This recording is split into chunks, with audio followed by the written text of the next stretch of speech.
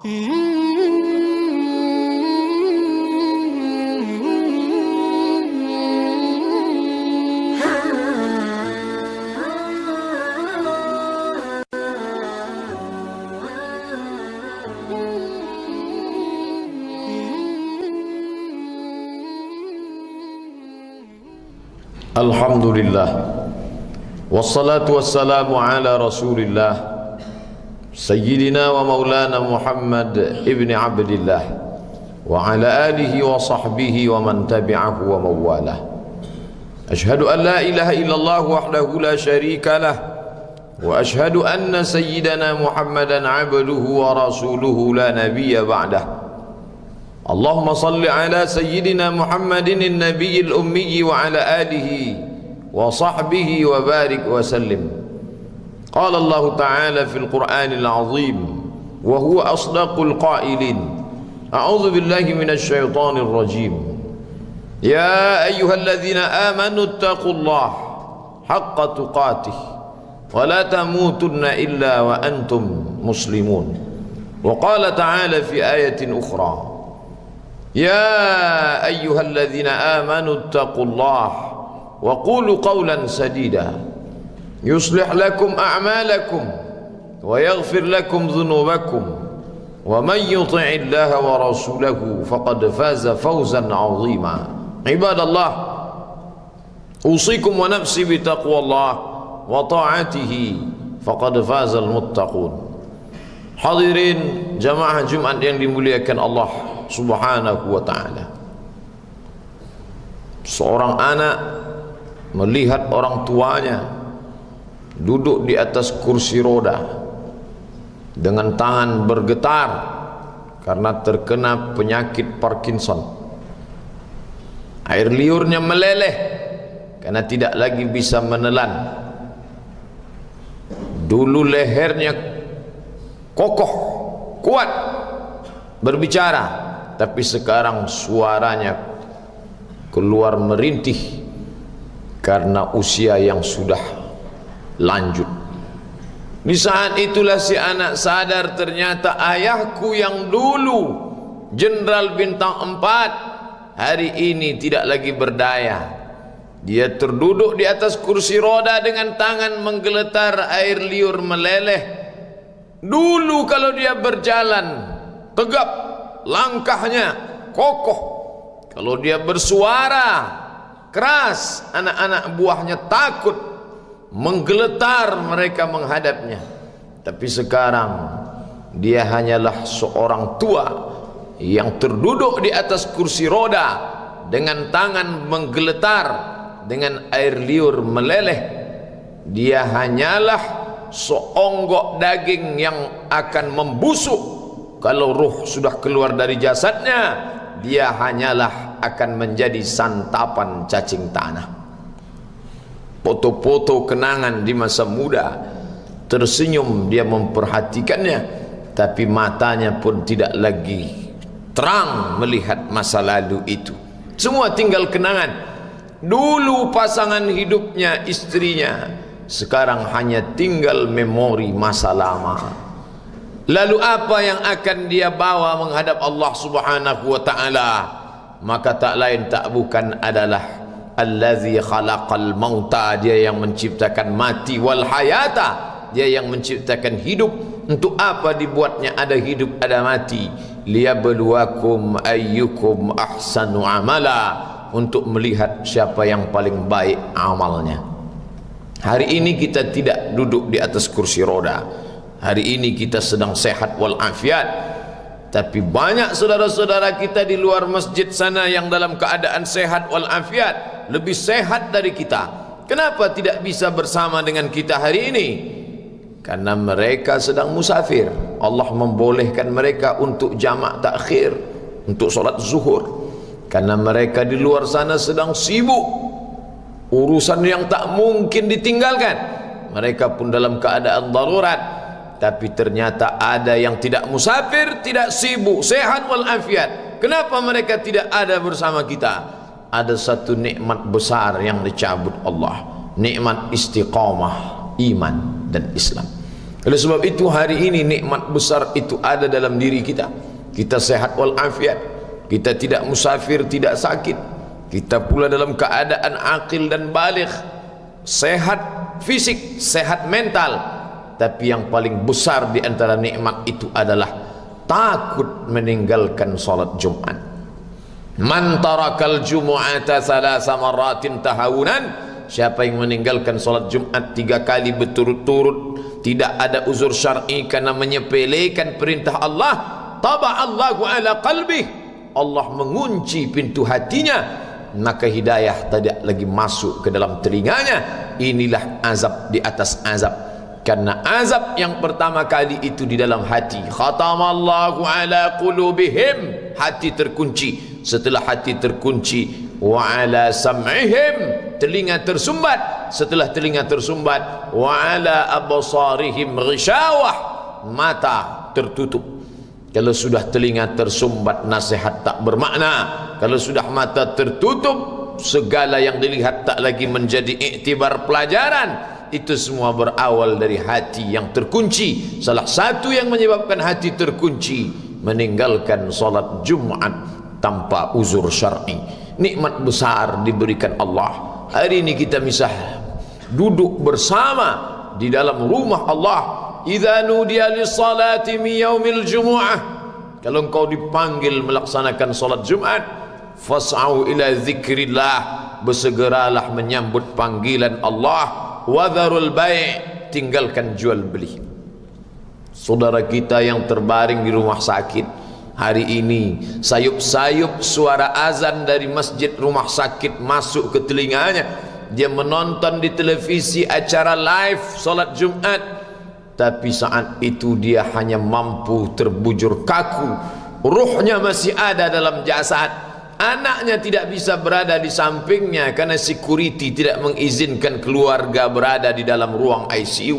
Dia duduk di dalam, suara terdengar, azan bersahutan, hayya 'alas salah, mari salat, hayya 'alal falah, mari menuju kemenangan. Dia hanya bisa meneteskan air mata. Kenapa? Kalau dulu dia waktu sehat sempat beribadah, penyesalannya tidak terlalu banyak. Tapi kalau di saat sehat walafiat tak sempat untuk menempelkan kening ke lantai, tak sempat melangkahkan kaki ke rumah Allah, tak sempat mendengarkan khutbah, maka tak ada duka di atas duka. Air mata yang meleleh tak dapat mengembalikan masa lalu. Lan tarji'al ayyamul lati madat, yang lalu tak dapat diulang kembali. Air mata darah menangis, yang sakit tak akan sembuh, yang mati tak akan hidup. Penyesalan selalu datang di akhir perbuatan. Belum pernah orang menyesal sebelum perbuatan berlalu. Selalu penyesalan di akhir. Di saat itu penyesalan tak lagi bermakna. Apa kata mereka ketika melihat azab Allah? Rabbana, hai Tuhan kami, ya Rabb kami, absarna, mata kami sudah melihat azab, wa sami'na, telinga kami sudah mendengar suara tangisan, teriakan, pekikan di dalam neraka. Farji'na, kembalikan kami lagi ke dunia, na'mal salihah, kami ingin beramal saleh. Inna muqinun, kami yakin seyakin-yakinnya. Tapi saat itu penyesalan tak lagi bermakna, karena dunia tak mungkin utuh semula, karena sudah menjadi sunnatullah yang lampau tak akan kembali. Idza sama'un fatarat, langit terbelah. Wa idzal kawakibun tasarat, planet-planet bertabrakan. Wa idzal biharu fujirat, lautan diledakkan, diletupkan. Wa idzal quburu bu'asirat, semua yang dikubur dibangkitkan. Alimat nafsum ma qaddamat wa akharat, disitulah orang baru sadar apa yang dulu pernah aku lakukan. Wa qadimna ila ma amilu min amalin, semua amal mereka kami tunjukkan, kami datangkan. Ini amalmu, ini infakmu, ini wakafmu, ini sedekahmu, ini salawatmu, ini bacaan Qur'anmu, ini zikirmu. Tersenyum mata melihat amal. Faman ya'mal mithqala dzarratin khairan yarah. Tapi jangan lupa, apakah yang dosa-dosa itu dilupakan begitu saja?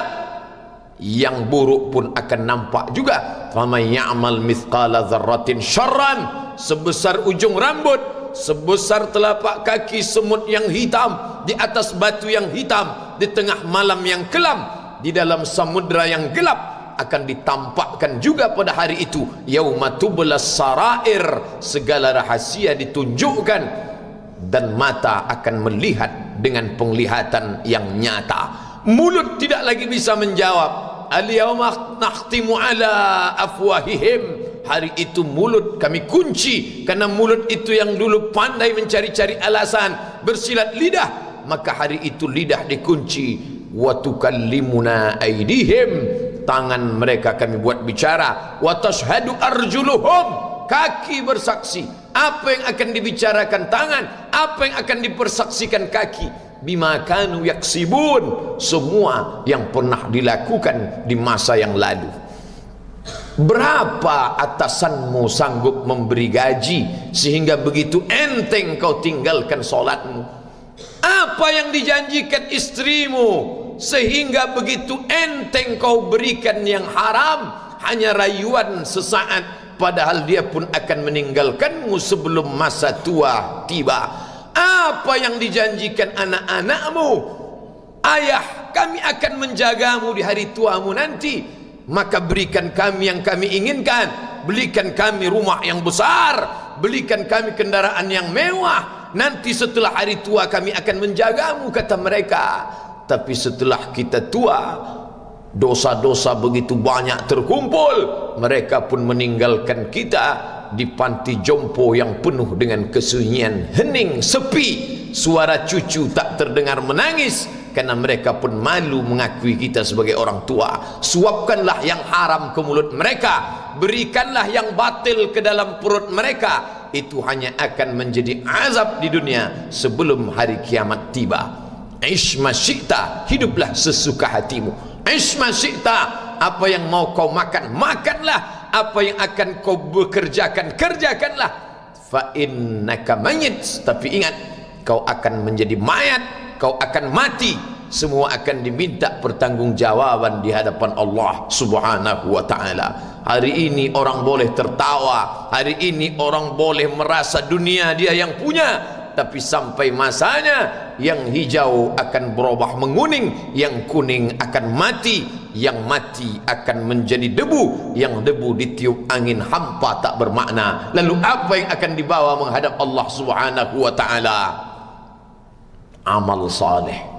Kalau pernahlah mulut itu membaca sepotong dua potong ayat sebelum berangkat bekerja, kalau sempatlah masuk ke kamar mandi mengambil air wudhu, solat sunat duha sebelum berangkat bekerja, kalau sempatlah ketika duduk dalam suasana santai membuka iPad, lalu dibuka Quran digital sambil melihat beberapa ayat, merenungkan maknanya, mengingat mati, kalau sempatlah mulut mengucapkan subhanallah wa bihamdihi subhanallahil azim, kalau sempatlah anak istri dibawa ke masjid iktikaf mendengarkan pengajian, kalau sempatlah beberapa persen dari pendapatan itu dilimpahkan ke rumah anak yatim panti jompo masjid, kalau sempatlah beberapa meter tanah dibeli untuk pembebasan mendirikan rumah Allah, kalau sempat memberikan beberapa karpet untuk rumah yang selalu ditinggalkan, kalau sempatlah membelikan beberapa kilo beras untuk yatim piatu dan panti jompo, itulah yang akan menolong di hadapan Allah. Adapun rumah besar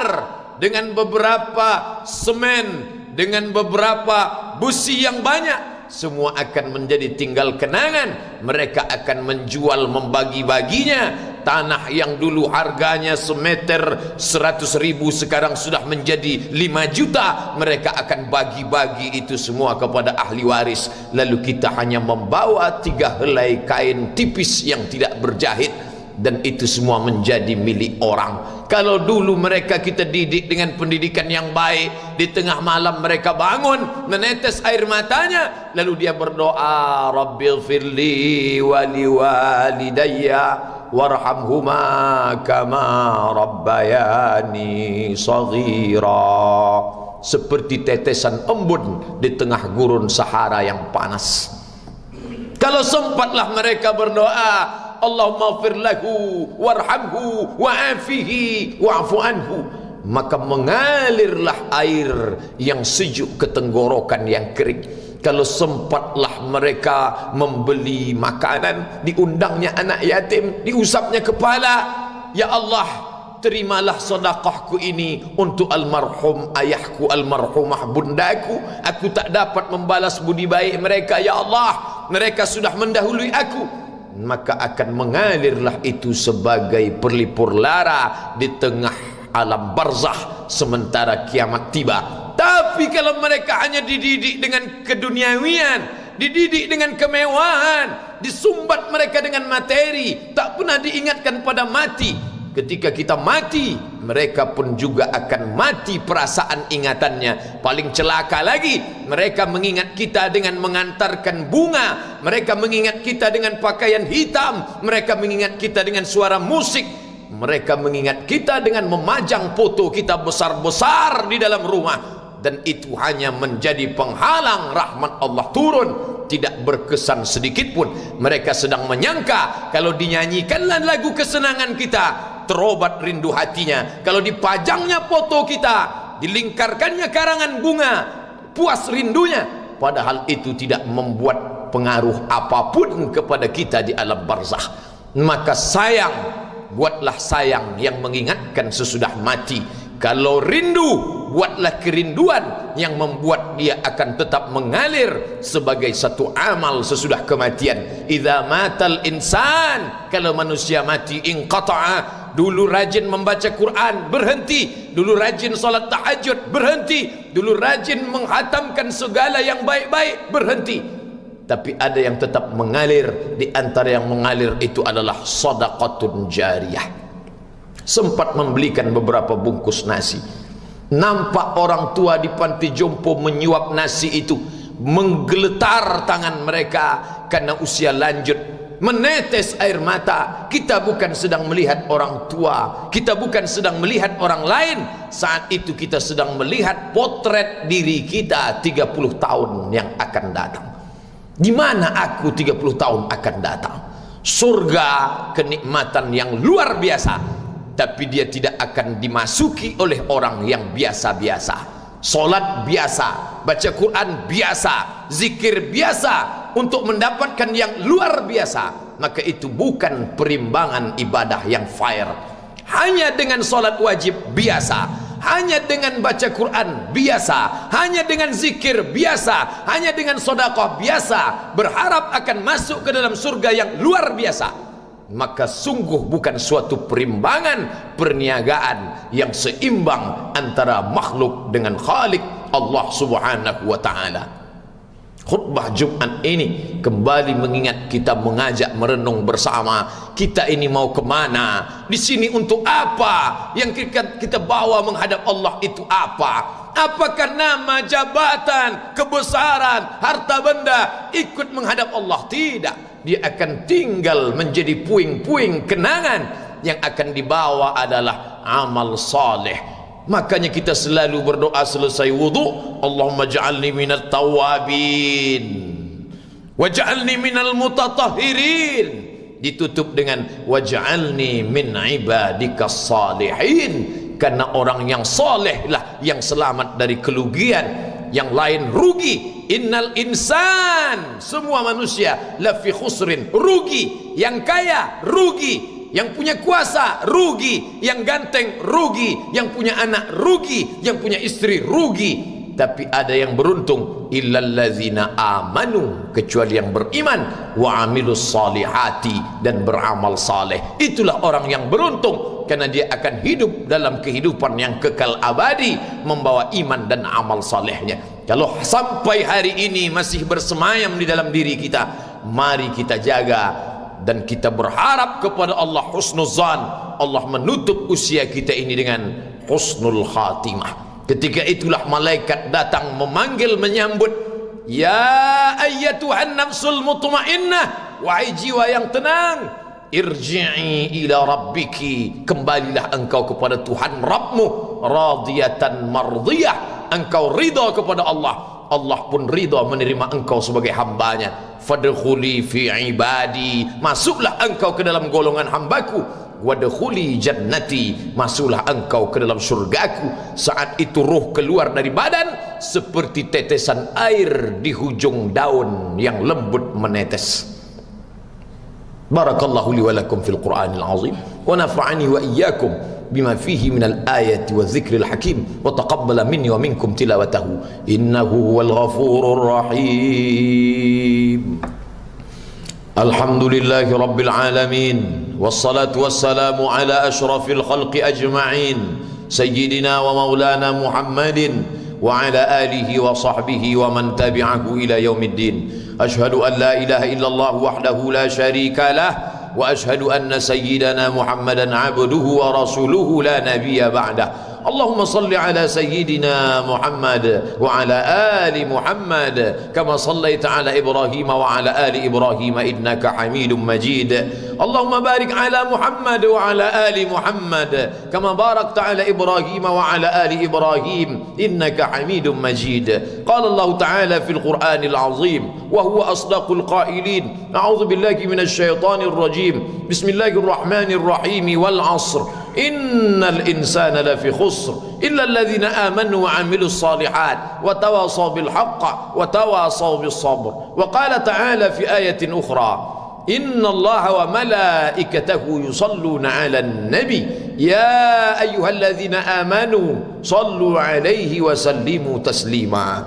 Allahumma ighfir lil muslimina wal muslimat والمؤمنين والمؤمنات الأحياء منهم والأموات برحمتك يا أرحم الراحمين. اللهم أعز الإسلام والمسلمين واخذل الكفرة والمشركين ودمر أعداءك أعداء الدين. اللهم انصر إخواننا المجاهدين المظلومين في سوريا وفي مصر وفي روهينيا وفي كل مكان ومن مشارق الأرض إلى مغاربها. لا تدع لنا ذنبا إلا غفرته ولا هما إلا فرجته ولا دينا إلا قضيته ولا مريضا إلا شفيته ولا ميتا إلا رحمته ولا حاجة من حوائج الدنيا والآخرة لك رضا ولنا فيها صلاح إلا قضيتها ويسرتها يا أكرم الأكرمين. عباد الله أوصيكم ونفسي بتقوى الله وطاعته فقد فاز المتقون. إن الله يأمر بالعدل والإحسان وإيتاء ذي القربى وينهى عن الفحشاء والمنكر والبغي يعظكم لعلكم تذكرون. فاذكروا الله العظيم يذكركم واسألوه من فضله يعطكم ولذكر الله أكبر والله يعلم ما تصنعون. أقم الصلاة.